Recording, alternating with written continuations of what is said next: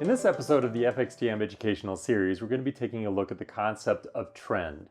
The old trader adage of the trend is your friend is really critical. It's very difficult for us to overstate how important that is.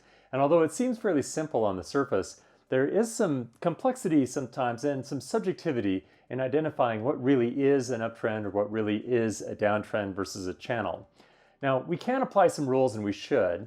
The rules that I'm going to be applying in this video are developed from concepts that were initially introduced by Charles Dow. So we're going back to some of the core components of technical analysis and technical theory. The idea is fairly simple on the surface, and that is to basically identify a positive trend. As you can see here, I've drafted a couple of idealized examples here on the board. So we'll say that a trend has recently emerged, but an investor needs to be able to really identify it. And what we're looking for are two successive higher bottoms with two successive higher tops.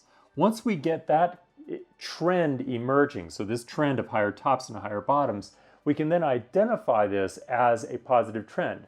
Now that does mean that identifying a trend, especially after a trend change, may lag a little bit, that initial price movement, but it helps us to identify when the trend is going one direction or the other so that investors can prioritize bullish entries, for example, in a positive trend, or bearish entries in a negative trend.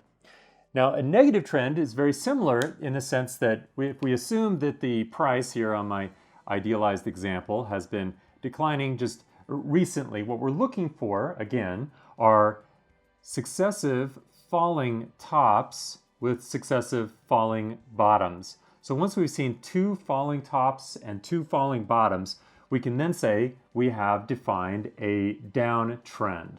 Now again, there is going to be a little bit of lag here as we identify the trend in the first place, but what we're doing is we're trying to identify when is it that we'd want to evaluate bearish entries, or for longer term bullish traders, where is their risk more enhanced, where is it more extreme. Now let's take a look at a couple of examples of bullish and bearish trends on two charts. Now, as you can see here, we have two sequentially higher tops and higher bottoms forming on the euro to the US dollar. Now, an investor is going to evaluate this as a confirmed bullish trend, where they are emphasizing bullish trading strategies. In this charting example, you can see that we have two sequentially lower tops and lower bottoms. So that defines our downtrend in this case, where an investor would be looking for bearish entries and bearish trading strategy signals where they have the trend in their favor. One of the key concepts to reinforce here is that we assume that trends stay intact for an extended period of time. So we want to make sure that we're able to take advantage of those opportunities by identifying the trend as early as possible, but using a rule set that will allow us to be consistent. A non-trending or channeling market presents very serious challenges to investors. Now you can see an example of what I mean here in my chart here. I've got an idealized example of a non-trending market where the tops and the bottoms are very uneven, so we can't really detect a consistent trend. The problem with this is that channels, while they may look attractive in the past tense, their ranges can either be so narrow that it's very difficult for an investor to make reasonable estimates about an appropriate risk to reward, even if they could identify potential support or resistance level to base their trades on, and they could be so wide and volatile that they're prone to whipsaws. So although there may be theoretically more room for an investor to be able to make some money on trading off of resistance or support such as it is within a channel, the whipsaws are so common and so dramatic that the investor has a hard time being able to navigate that and withstand the drawdowns that may occur within a channel. So it can present very serious challenges for an investor who's trying to take advantage of a trading range. In fact, to make this a little bit more clear, let's take a look at a couple of examples of both a very narrow channeling market as well as a very wide channeling market. Now, as you can see here on the dollar to the yen, the trading channel was extremely narrow.